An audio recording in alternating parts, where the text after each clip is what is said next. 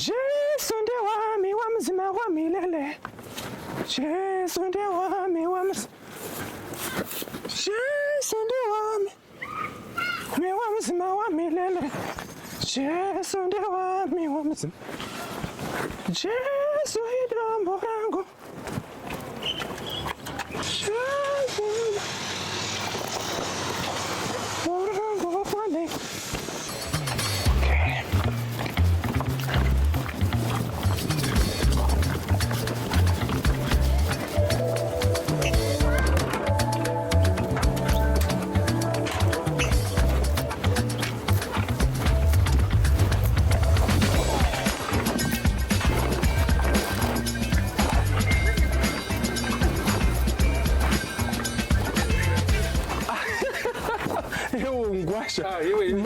Magadini tiri nane.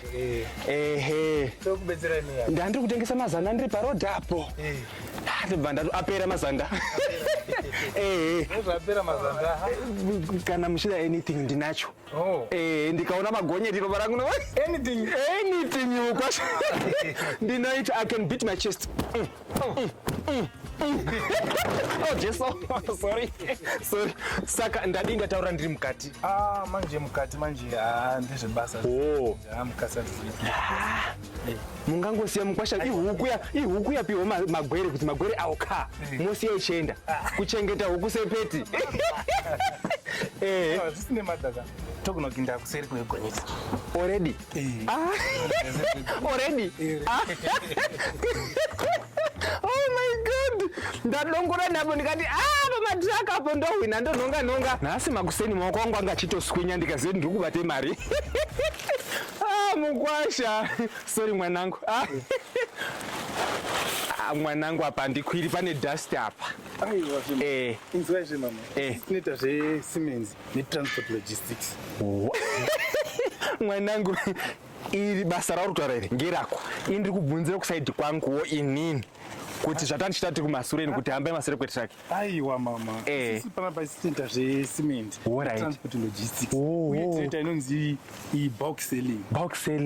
Plant yedu iri kuHwange neimwe iri kuMazowe. Alright mwanangu, saka wandimisleader manje. Pane tokudana ndosandaitobvunza zvakanaka ndakati munozvigona here izvi. Waindicate kamwanangu, saka ndafunga kuti pamwe unoda kukona. Waindicate. Ndatofunga kuti munozvigona izvi mama. Alright. Chandingu. Alright. Asi wakasvika. Wandiindiketera mwanangu. Ngoti kamuindiketere kawaita mwanangu. Ndafunga kuti pamwe uri kutokona kudai. Nice one.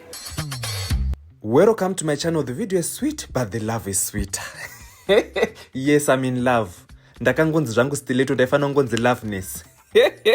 Tichikura taingozoti rudo runoda foundation. Ko ndazomboziva kuti ne cement. Yes, Sinoma or JQ cement.